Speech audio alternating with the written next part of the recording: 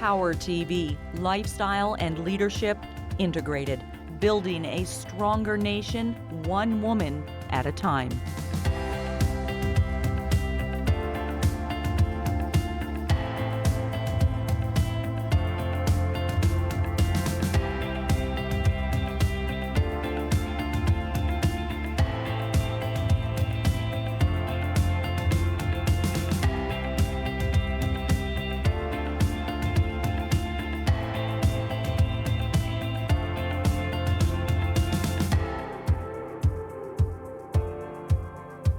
Imagine the impact we could make if everyone everywhere was empowered to voice their values, share their way of life, and participate in the decisions that affect them directly. Imagine being so passionate and so dedicated to what you know is true that it trumps all fears. Imagine that you have enough. I'm Kate Bergen. This is PowHER TV. Today, we are in conversation with Cristina Mittermeier, co-founder, chair, and president of Sea Legacy. She travels the world telling stories with images on a mission to save 20% of the world's oceans by 2020. I always wanted to share that urgency and help others understand. Move Me, Jody Jackson, golf and performance coach, outrigging with First Nations. Fuel Me, Sherry Strong, food philosopher and chef, Being Crazy, lessons in legumes. Teach Me, Laura Grizzly Paws on the value of dance. And finally, our note to self. You witness a broken world birthed into a brilliant world, benefiting all mankind. Steely Springham brings it all home, moving from inspiration into action. PowHER TV. This is what happens when Canadian women making an impact in sport, business, the arts, and community leadership come together. Today, we are celebrating a woman who has traveled to more than 100 different countries on every continent in the world, above and below, with her camera. As founder of the International League of Conservation Photographers and Sea Legacy, a conservation organization committed to helping to save 20% of the world's oceans by 2020, based on the pillars of conservation, innovation, and excellence in photography. Cristina Mittermeier is one of only 9 Sony artisans in the world and is acknowledged as one of the most influential outdoor photographers. Cristina, thank you for being here today. Thank you for having me. I'm so excited. We believe very strongly at PowHERhouse that by telling stories, one story, one inspirational story at a time, that the ripple effect can have an amazing positive impact on changing the world. You do that with your photographs. How can a photograph and one story change the world? You know, as humans, we are storytelling creatures. We started telling stories when we lived in caves 10,000 years ago, and it's the way that we communicate. So when you try to explain the world with science or with data, you know, it's such a limiting means for communicating, but storytelling, we're hardwired to sit down and listen to stories. And so that's how we transmit knowledge, and that's how we pass on information from generation to generation. And you know, today we are in a virtual campfire that's on 24 hours a day, 7 days a week around the world, connected to everybody. What do you mean campfire? Just always on, always lit? The internet. Right. The internet is our virtual campfire, and so we are telling stories on the internet all the time. How did you get to where you are? How did you come to do this? And we're going to have a look at some of your images as you share your story. What led you to this work? You know, in the beginning, it was just, I've always had this deep love and appreciation for nature that's always been accompanied by this tremendous concern by what's happening to it. I always felt like I had this secret power to see what was wrong with things, you know, and looked around, and people were so oblivious to, you know, just how damaging things like industrial logging or industrial fishing are, you know. I always wanted to share that urgency and help others understand why I was so concerned. So that's what led me here. I studied sciences to try to explain it, and when that didn't get me to where I wanted to go, I started taking photographs and then telling stories. And you live it. You don't just talk it. You made a comment as we're preparing. We have our water in mugs and not bottles because you cannot, as an individual, purchase plastic bottles. I mean, we all know that plastic is so damaging. It ends up in the ocean and it ends up in the landfill, and we all know it. But to make that commitment to say, hey, you know, I know that this is bad and therefore I'm not going to participate in And that, that takes real commitment. And you wish more people would, step up to that commitment. We know a lot of things. We know that beef and meat is bad for the environment. It's hard to. Are you a vegetarian? I'm trying really hard. Yeah. So people ask me all the time, how are we going to save our planet? Well, it takes that kind of personal commitment from all of us. One person at a time. All of us. You get to experience and live in and among cultures and villages that most of us will never get to experience firsthand. Do you see more commonalities or more differences at the core of those people? I think one of the most valuable gifts that I've received as a traveler is just that discovery of how similar we are across cultures, across languages, across religions. That thread of humanity is similar in all of us. And as we were saying earlier, there's a lovely thing about seeking the similarities in other human beings, and there's a real danger in focusing on the differences, because it really takes you down a very scary path of, finding that tribalism that's caused so many wars and so many deaths in history. That's a scary thought. And do you feel that? You feel the difference when you're... Oh, yeah.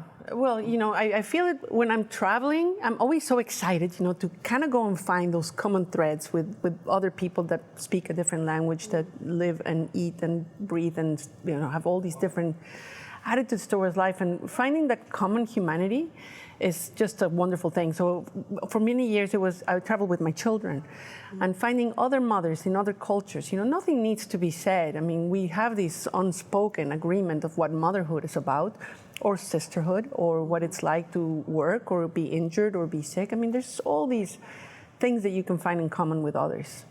What are you doing with Sea Legacy?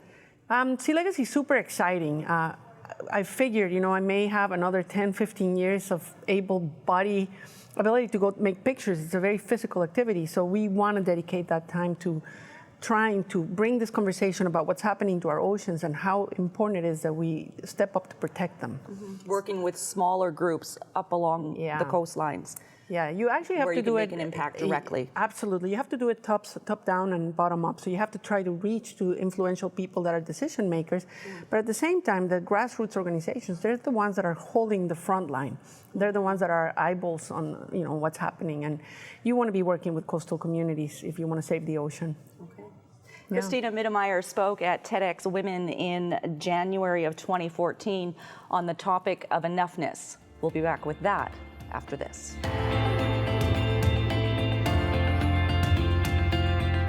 Welcome to Move Me. I am Jody Jackson, and we are here at the beautiful shores of Nanaimo with two friends. We've got Karen George and Gail McHugh, both working at the Halitan Health Society. And Karen, you started this program with a number of women and fellas. It's outriggering. It's outriggering, and it's a Halitan Health Society crew. So everyone on our team is work at Halitan in some form or way. And I know when we talked a little bit earlier, you had an inspiring coach at one point that brought you to the outrigger canoe? Yes, well, he actually was there when I first started on the traditional war canoes, and he just went out earlier, Wayne Page Sr. He was so patient with me. Like, he really guided me around form and practice and the commitment, and everything that you need to learn about training your mind, body, and soul. And he's still with us today. Like, he's retired. Fabulous. He's retired, but he's come out to help us with our crew here. That's awesome. It is. And so now you are in a coaching position, just like he was for you, and you've got one of your students here, Gail, that has really benefited from this recreational pursuit and or sport. Gail, talk about your story. Maybe tell me a little bit more about the benefits that you've received, body, mind, spirit. Yeah, huge benefits. I've gotten a lot healthier. I've lost a bunch of weight, gained a lot of muscle. I'm from northern Alberta, so there's no canoeing year-round there. When I started at Halitan, within the first week, Karen asked me if I wanted to join, and I said, yeah, for sure, and instantly fell in love. Like, every time I live in Duncan, every time I drive home from Nanaimo, I'm grinning the whole way. Oh, excellent. Like, it lifts everything off of you. You feel lighter, you feel happier. Nice. Yeah, and paddling in the rain is amazing. Oh, I love wow. it when that happens, yeah. Yeah, there's definitely something about being in Mother Nature and on the ocean to connect with nature and feel that relief and all your troubles kind of go away. And Yes. wonderful. And it doesn't matter what age or physical shape you're in. We have 80-year-old paddlers who are still competing and still placing in their age category. They come down and train every night. Wow. It's for everybody. That's awesome. So a lifetime sport, you become a family. I know you're all in synchronicity behind, and you'd really feel that family unit working together. There's opportunities out there in the community to get involved. Thank you very much. I really appreciate your time today, and we're definitely going to check these guys out as they paddle away behind us here shortly. So thanks again. Thank you.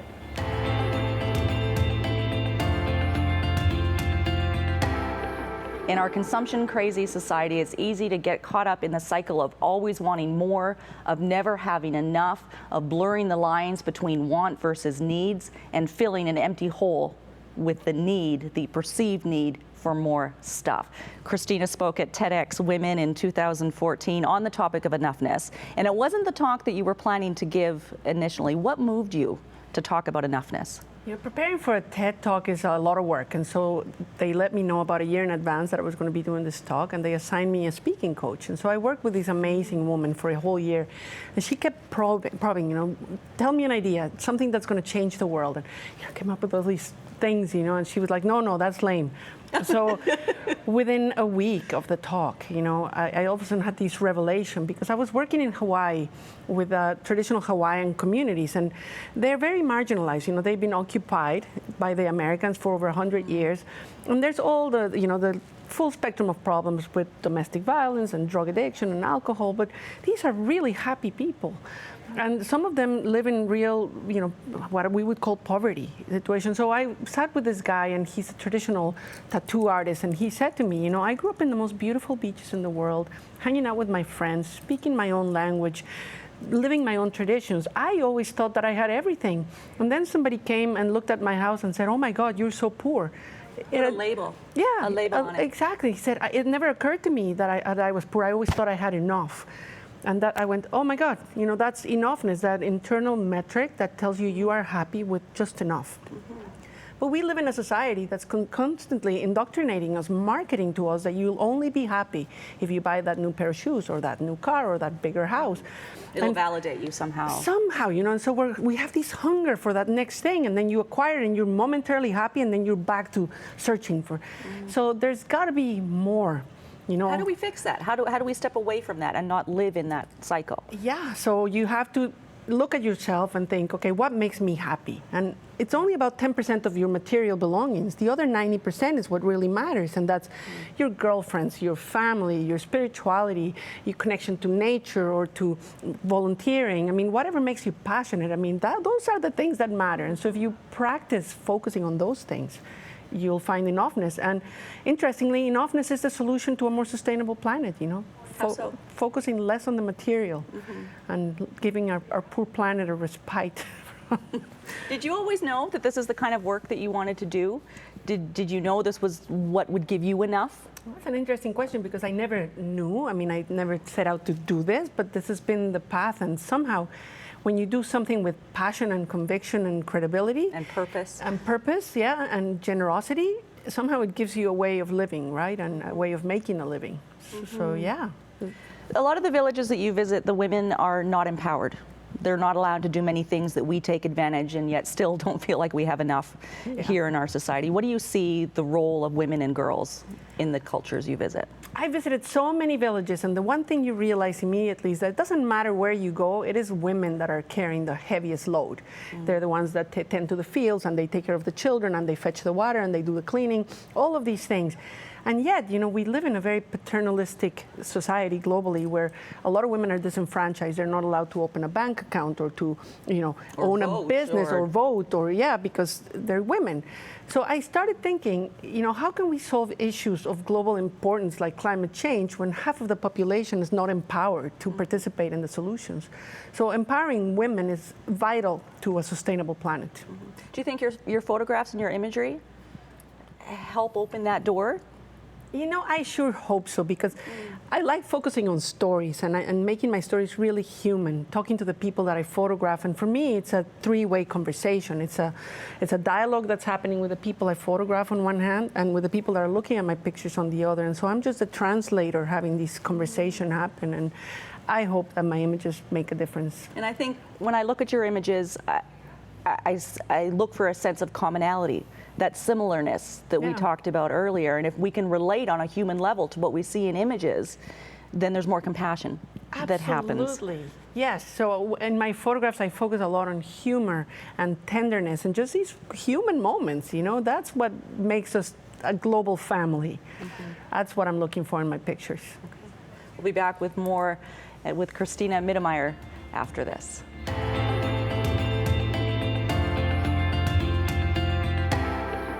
I believe coffee is God's way of saying He loves us and wants us to be happy.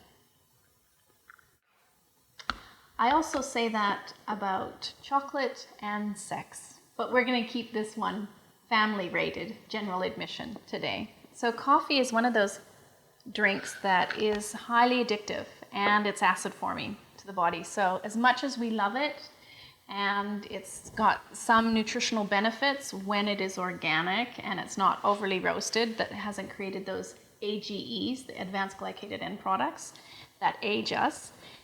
It can have benefits in actually opening up the mind and be very stimulating, but too much of it will actually wreck our adrenals and create more stress. And so it's about finding that balance of enjoying the thing that actually has toxic properties in it. And like anything in nature that has toxic properties, if you have too much of it, it no longer has any benefits to us and becomes addictive and most unhelpful. Over long periods of time, if I drank smaller amounts, I was cool with it. It wasn't highly addictive. And I found my sweet spot was about 3 cups a week. And I know some of you were thinking that I was going to say 3 cups a day. A lot of people are like, 3 cups a week? What? I couldn't live on that. And what I found was if I was drinking more than 3 cups a day, one, my skin would start to look ruddy, and the glow that comes from eating a lot of living foods was really diminished by doing that. I found that it was more addictive. So the more I had it, the more I craved it. If you're drinking too much coffee, it's going to affect your adrenals. So this is something you really want to be cautious of, because that's going to prevent you from dealing with stress. And it's kind of like we often use this for dealing with stress, but it can be counterproductive to the very reason why we want to do it. You can move to things like herbal teas. And just a little tip if you're weaning yourself off of coffee, and this is a big one, because if you've had coffee, that particularly if it's grown with chemicals, when you start to take it out of your system, you're going to get severe symptoms of withdrawal. The more natural the coffee is, the less that actually happens.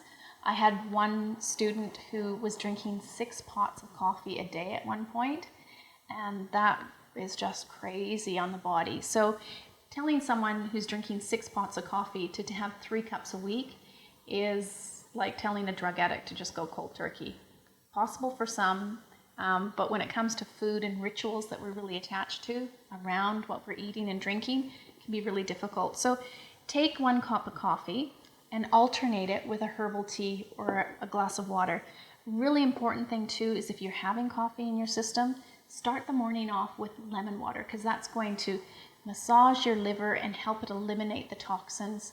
And the less toxic we are, the more we actually can stand up to pressures that our body is facing all the time from all the different foods. My last tip to leave you with is a trick I use in never finishing a bad cup of coffee. So many people I know will take a sip of coffee and go, that tastes disgusting, and finish the cup. If it tastes awful, one of the ways of limiting your consumption is only having great cups of coffee. And if you're thinking about waking up early and you need the coffee to start, an apple has been scientifically proven to wake you up better than a cup of coffee. And if you're looking for more tips, tools, and strategies to help you develop a healthy and powerful relationship with food, your body, and the planet, go to returntofood.com.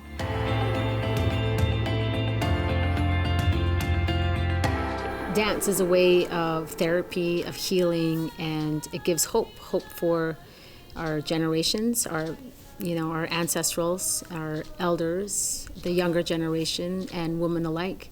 And we need women to fulfill and to inspire, to become inspired to dance and to celebrate and to teach to celebrate the joys of dance in order for the cultures to be transferred. Because as women, we are first teachers in our homes, in our families, and communities. According to our Staatlich laws and traditions, we honor 7 generations into the past, 7 generations into the future as well. And so we're honoring past, present, and future generations. As a woman, expressing the Grizzly Bear dance demonstrates movement, action, and leadership, along with resilience. We need to be able to demonstrate and to practice that resilience of assuring our strengths and our values, understand what our passions are, understand what our roots are and our teachings, and focus on the inspirational and teachings. We want to be able to fuel the younger generations. We want to give hope to the younger generations. We want to inspire many people, Indigenous and non-Indigenous, to find the values and the skills or the strengths within themselves.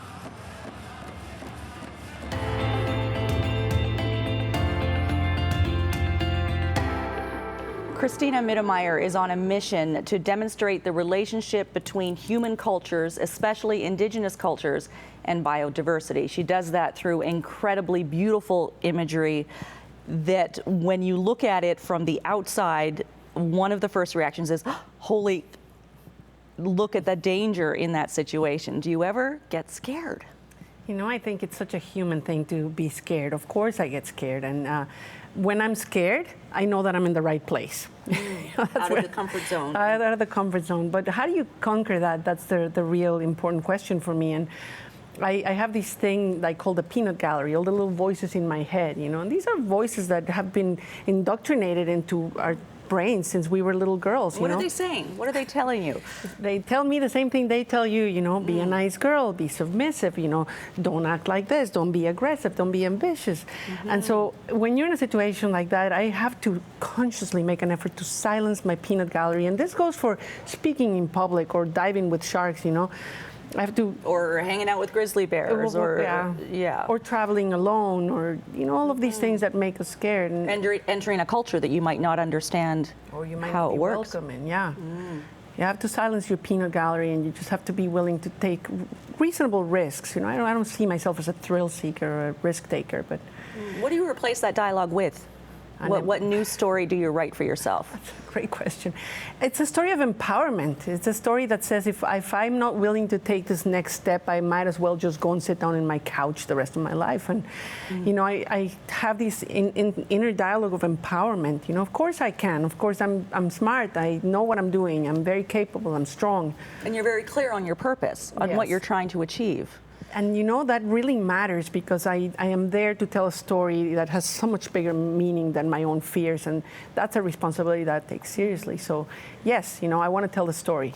Some objectives and goals are measurable, helping to save 20% of the world's oceans by 2020. You're going to do that and achieve that through Sea Legacy. Other objectives aren't so cut and dry. How do you know that you've created enough awareness to make a difference? How do you know that you've engaged people enough to make them care enough? That's another great question. Awareness is one of those things that we throw around. It's an easy word. But you have to build that constituency of people that support your ideas or your positions. And protecting nature is one such idea that requires for a lot of people to stand up and say, yes, I care. Because when we're making political decisions or economical decisions, the environment and nature usually end up at the bottom of the dialogue. They're not there in the boardroom when that conversation's happening. Exactly. And so a huge part of my job is making sure that you and me and all of us are aware of how important a healthy environment is to the economy, to our political systems, to our global society. How can we help? How can an individual help?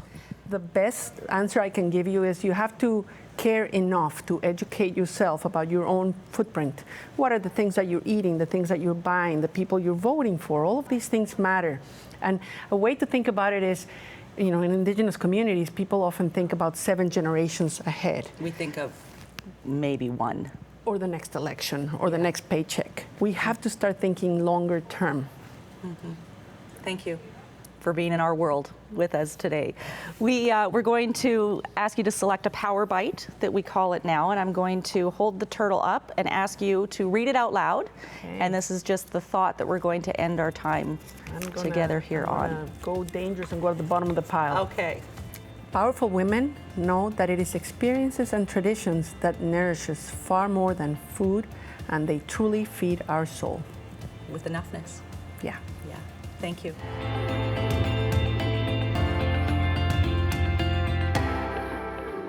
You can stand by, you can stand down, you can stand still, or stand alone. But there comes a time when you can stand it no more. And this then becomes the time To show up. speak up. Stand up. Stand for something. And do it standing together. When women unite, you cannot beat that kind of spirit or that kind of power.